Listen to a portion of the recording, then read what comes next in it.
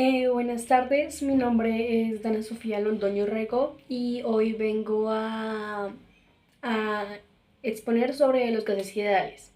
Bueno, comenzamos con la definición. Es un modelo teórico que describe el comportamiento de un gas en condiciones ideales.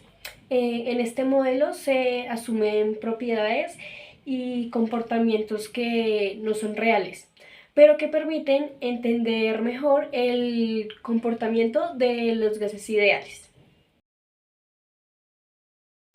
Seguimos con el origen y la deducción de la ecuación. La ecuación es un gas ideal que se deduce a partir de las siguientes hipótesis. Primero, los gases ideales están compuestos por partículas puntuales que no interactúan entre sí. Segundo, las partículas se mueven de manera aleatoria y sin dirección preferente. Tercero, la temperatura del gas es uniforme en todo el sistema. Y a partir de estas hipótesis se puede mostrar que la presión de un gas ideal es directamente proporcional al número de partículas y a la temperatura, y inversamente proporcional al volumen. Y esto se puede expresar matemáticamente como presión por volumen es igual a moles por constante por temperatura.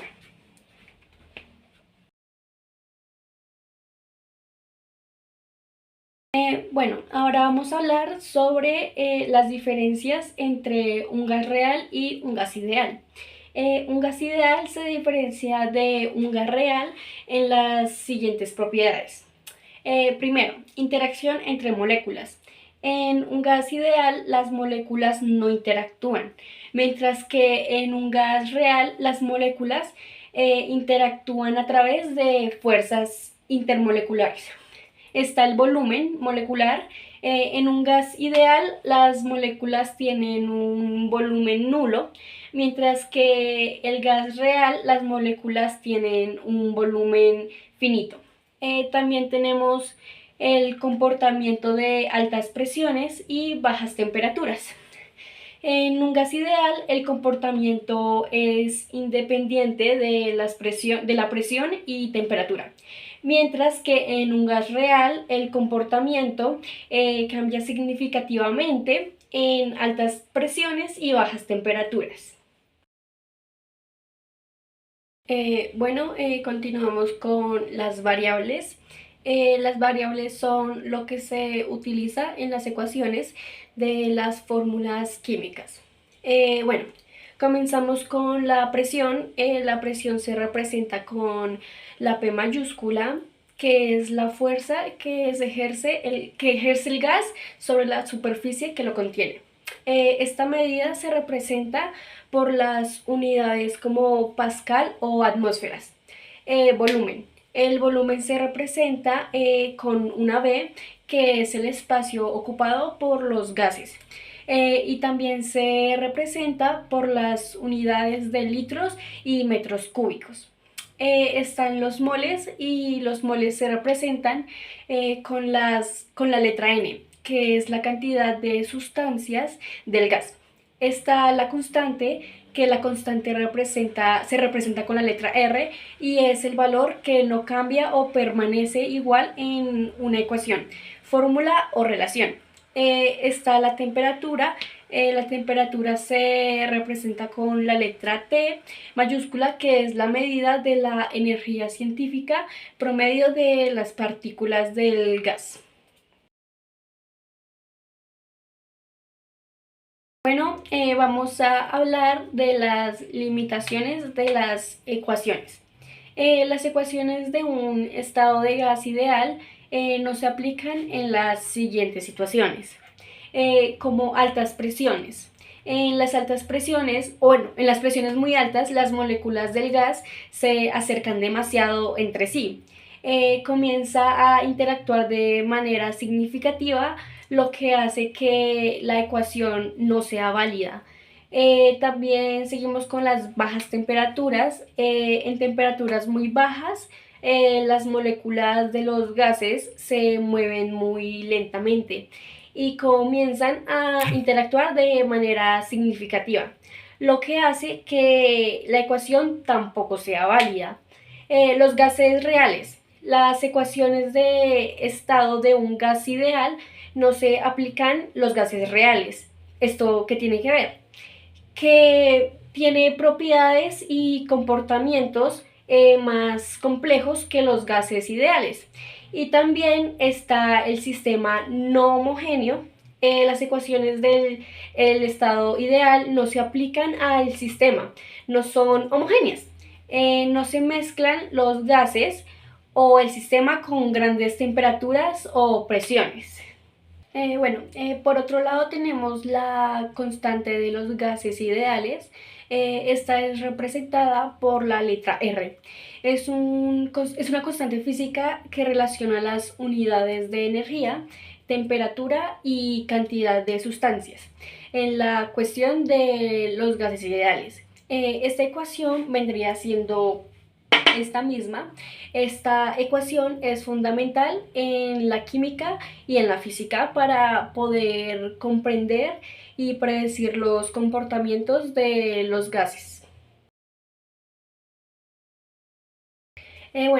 Por otro lado tenemos los valores de R. Estos van dependiendo de las unidades que se utilicen para la presión y para el volumen. La primera ecuación que tenemos es esta, que es cuando la presión se mide en lo que son los pascales y cuando el volumen se mide en lo que son los metros cúbicos. Después tenemos esta otra ecuación, que es cuando la presión se mide en atmósferas y cuando el volumen se mide en litros.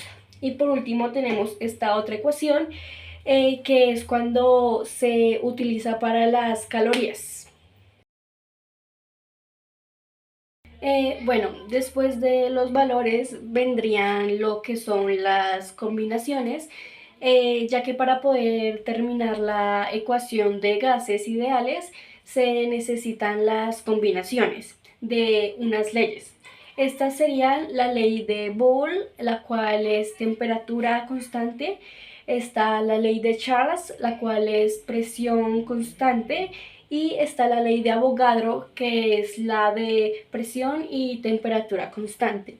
Estas leyes, al juntarlas se obtiene esta ecuación de acá. Esta no es la ecuación de gases ideales como tal, entonces se le da un debido orden y se introduce la R, que sería constante. Después de organizar la ecuación como tal, ahí sí se da la ecuación de gases ideales, que es esta, que pues es la de presión por volumen igual a moles por constante por temperatura. Ahora voy a seguir con los ejemplos. El primero sería el empleado de neumáticos. En este se aumenta la presión del aire dentro del neumático si se mantiene constante la temperatura y el volumen. El segundo sería los globos aerostáticos, que se llenan de helio, que son gases más ligeros que el aire. Y el tercero sería las botellas de gas, que se llenan de gases como el oxígeno, el nitrógeno y el dióxido de carbono. Ahora vamos a pasar con el experimento. Para este experimento los materiales que necesitamos son un globo, una botella y agua caliente. Entonces lo que vamos a hacer es que con el globo y la botella vamos a poner el globo en la boca de la botella y luego vamos a sumergir la botella con el globo ya puesto en agua caliente. Una vez ya tengamos el globo puesto en la boca de la botella, vamos a proceder a sumergir la botella en agua caliente. Y vamos a poder ver que el globo se infla.